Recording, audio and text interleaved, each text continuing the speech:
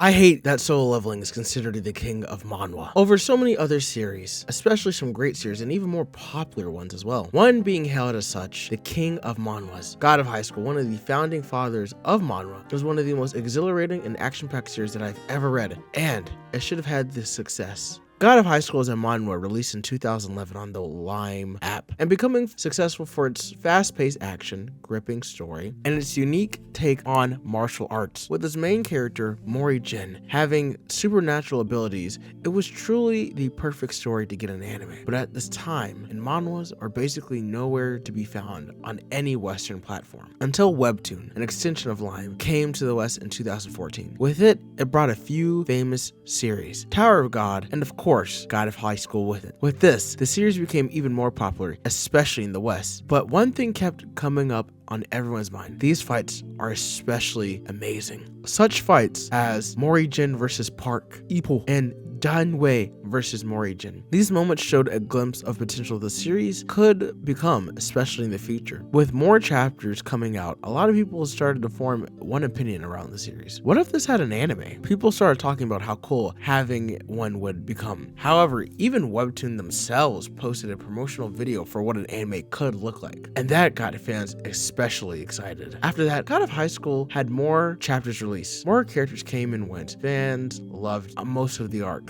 But after this one arc, it changed everything for God of High School. Ragnarok was one of the most decisive arcs in all the series, to the point the author decided to take a break from God of High School. From there, talk about the series started to slow down. A lot of people became less interested, and less people started talking about the series altogether. Others thought that the series might have truly fallen off, until, out of the blue one day, Webtoon announces something no one expected. A collaboration Crunchyroll. 6 shows would come to this platform as originals.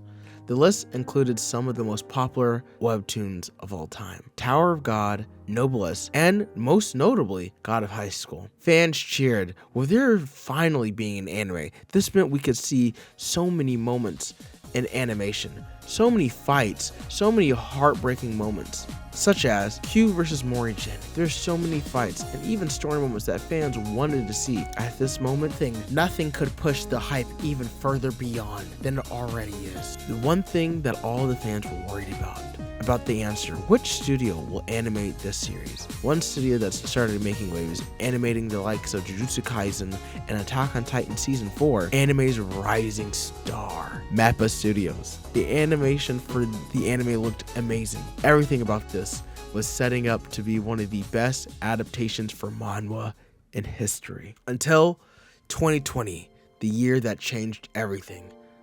Production for God of High School went well, to the point where they even had the date announced for July. Everything was going well until the entire world shut down. With studios shutting down left and right, Mappa had to make a choice. Either work in the office, work at home, or maybe even a third option. With deadlines in sight, the studio had to make a choice. One that could possibly change things for God of High School. When the first episode came out, people praised the animation. The fans were excited that they got the adaptation that they finally deserved. Episode 2 and 3, same response. Until episode 4 came out, where fans noticed a change. Some scenes never appeared. Some even suggesting that, oh, you know what, they just didn't have time to add it. Then, from episode 5, nothing changed either.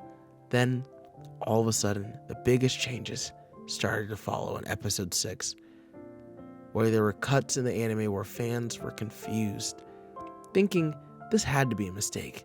This could not possibly just be for one episode.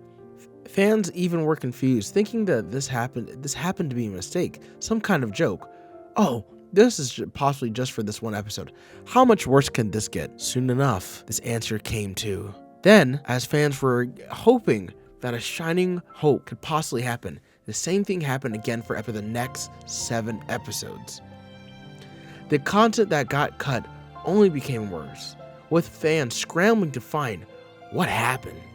How could the series that had such a promising start, with a new director like Sang-Woo Park, especially with the fight scenes looking one-to-one from the manhwa, how could they have had a problem? Could the problem have become from from lockdown issues, or maybe something with management.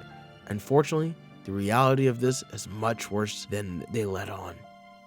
They were cutting scenes in order to hit deadlines, scrapping moments that would have been mostly hyped for anime fans. After everyone stayed home, there was really no choices to make, and the series had to take a hit. With this, the rest of the anime sadly never recovered from this. But even with that, people still gave the manhwa a chance. It brought a whole new audience that really wasn't present even after Ragnarok arc. Fans came to the manhwa wanting to know what the story of Mori Jin, and even wanted to see what was happening with God of High School. God of High School should have succeeded. I'm kind of upset that it didn't. But where God of High School walked, Solo Leveling ran and showed the world what manhwa truly is. I'm grateful for God of High School. It's bittersweet to see that my favorite series end up in such a messy situation, but it's set up for what is the foundation, new era of anime, the manhwa era. And so for that, God of High School, even though you weren't able to live up to the expectations and hype that everyone wanted, you trailblazed in the only way you could. And with that, I'm thankful for God of High School.